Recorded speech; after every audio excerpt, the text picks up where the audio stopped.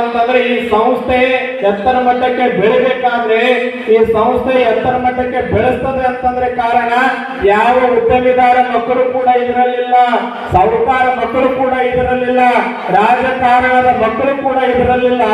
ಇದರಲ್ಲಿ ಅತಿ ಹೆಚ್ಚು ಕಾಣುವ ಮಕ್ಕಳು ಯಾರಪ್ಪ ಅಂತಂದ್ರೆ ನಮ್ಮ ರೈತರ ಮಕ್ಕಳು. ನಮ್ಮ ರೈತರ ಮಕ್ಕಳೇ ಈ ಸಂಸ್ಥೆ ಒಳಗೆ ಬಹಳ ಜನ ಕಾಣ್ತಾರೆ. ಬೇರೆ ದೊಡ್ಡ ದೊಡ್ಡ ಉದ್ಯಮಿದಾರರ ಮಕ್ಕಳಾಗಿರ್ಬೋದು, ಇನ್ನೇ ಹಲವಾರು ಮಕ್ಕಳಾಗಿ ಕಂಡು ಬಂದಿಲ್ಲ.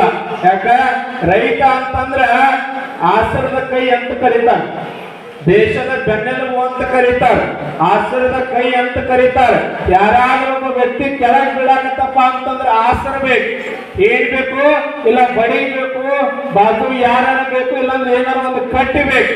ಅದಕ್ಕ ಆಸರ ಅಂದ್ರ ರೈತ, ರೈತರ ಮಕ್ಕಳಾಗಿರ್ಬೋದು, ರೈತರಾಗಿರ್ಬೋದು, ಯಾವಾಗ ಕೂಡ ದೇಶಕ್ಕಷ್ಟೇ ಬೆನ್ನೆಲುಬಲ್ಲ, ಇನ್ನೊಬ್ಬರಿಗೆ ಕೂಡ ಆಸರ